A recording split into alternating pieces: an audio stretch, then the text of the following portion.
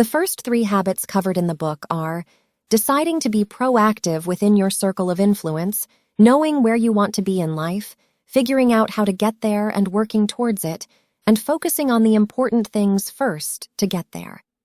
This is how you become more effective as an individual. The next 3 habits are about being effective as a team. Habit number 4 is really about thinking win-win and having that mentality. Imagine buying something expensive from a friend. There are different ways this can go down. You could pay too much for the item and feel betrayed by the friend. You could pay too little for the item and your friend feels betrayed by you. Or you both can argue your points and compromise on a price you both feel wronged with. Or you can both bicker at each other while attacking each other's thoughts and no transaction takes place. This concept wants to focus on an alternative to all those possibilities, the win-win or no-deal mentality. This is where you and your friend agree that if you can't agree on a price that's mutually beneficial, you both agree that you'd rather walk away without a deal. That way, neither of you feels like you lost. There are certain requirements to have this mentality, though. The first requirement is that you have to have integrity. If there's no integrity, others may see your sincerity as superficial. No one will trust that you have win-win in mind. You have to have maturity. The maturity has to consist of consideration and courage. Consideration that you want to work for a win for your friend, and the courage to work for a win for yourself at the same time. It's not necessarily easy having the ability to have consideration towards what another person has an interest in, or even if you have too much consideration, it's not easy to have the courage to work for a win for yourself. Consideration and courage are essential to have the maturity to be able to have the legitimate perspective of win-win or no deal. The third requirement you need to have is the abundance mentality. Many people think that, in order for me to win, someone else has to lose. Well, the abundance mentality is that there is plenty out there for everyone. Someone doesn't have to lose just for me to win.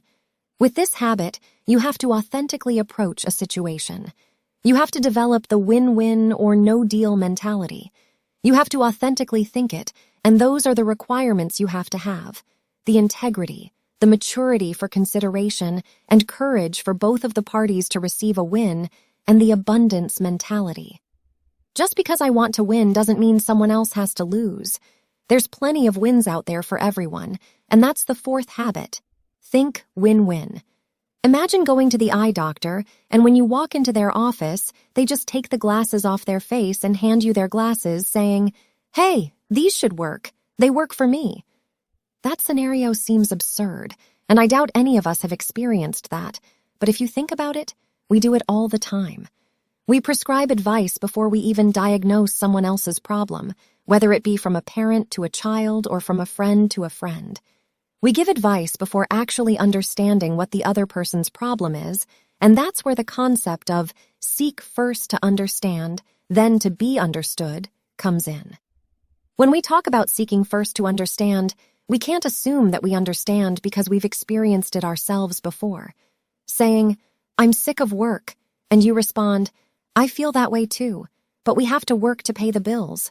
Well, I know that, but my job absolutely sucks, honey. No matter what job we get, we're going to end up not liking it. Well, what happens in that scenario is you're now sitting on opposite sides of the table and bantering with one another instead of understanding the other person and looking at the problem together. There are different levels of listening. The first level of listening is ignoring, which is not listening at all. The second level is pretending, and then there's selective listening, which is listening to certain parts of what's being said.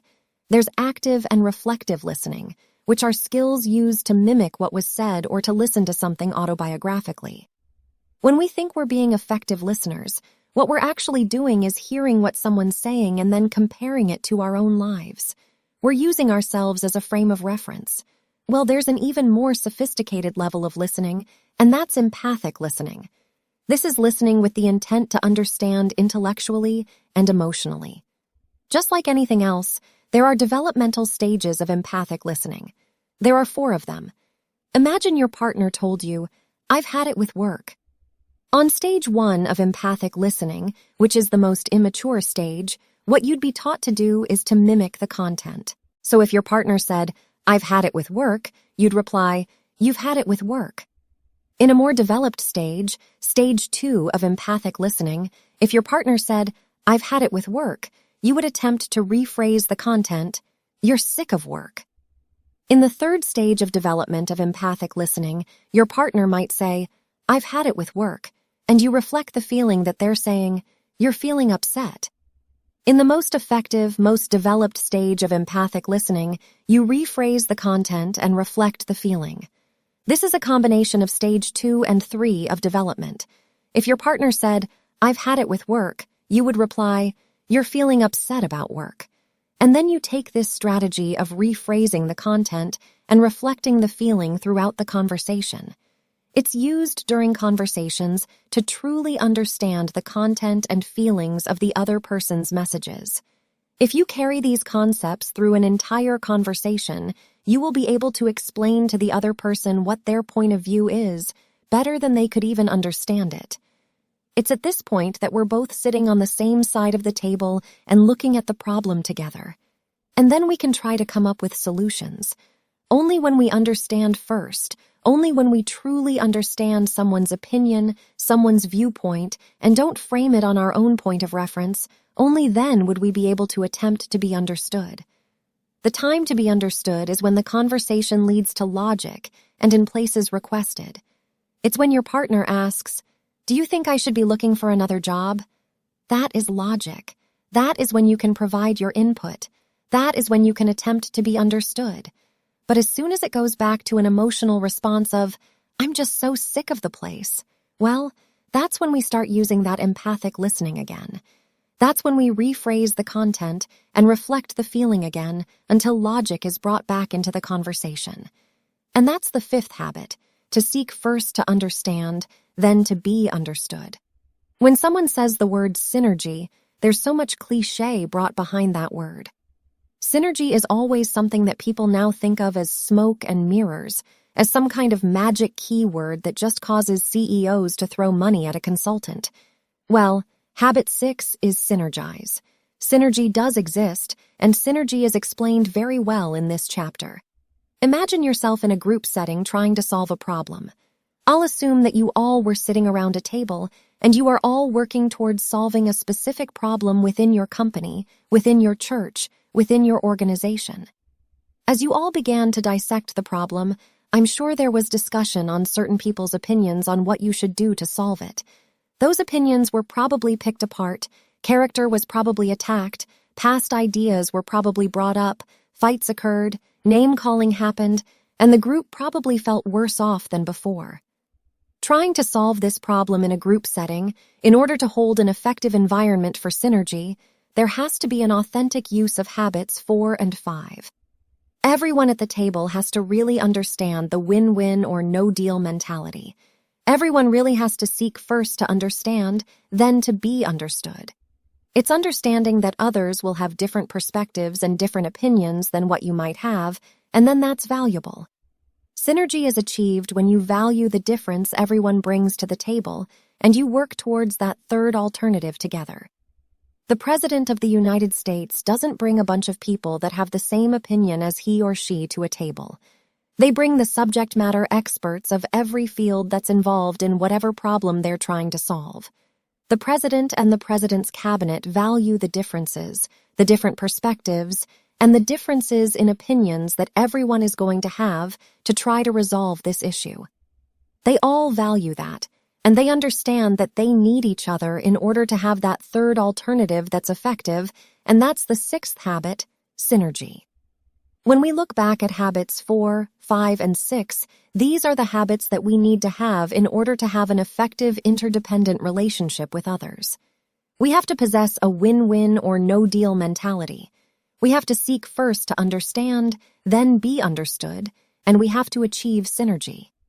These 3 habits, in combination with habits 1, 2, and 3, are how you become interdependent. Imagine you came across someone that was working very hard to saw down a tree. "Hey, what are you doing?"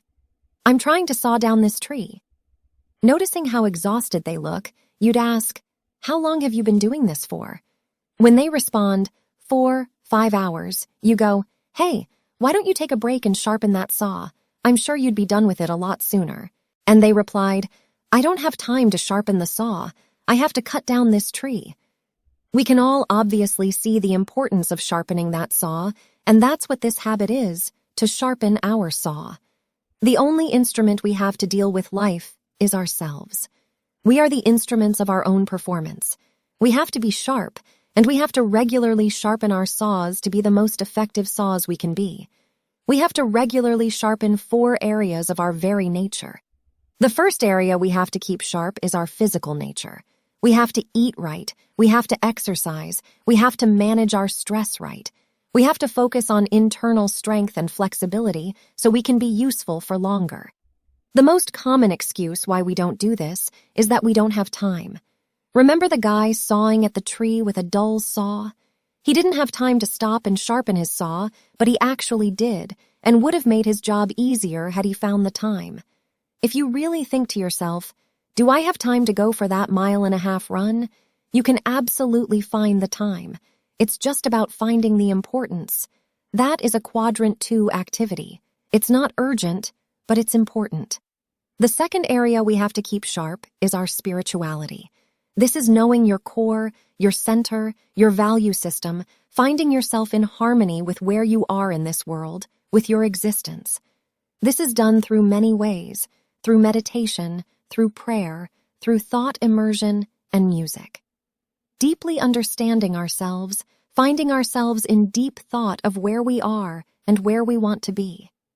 The next area you need to keep sharp is your mental dimension.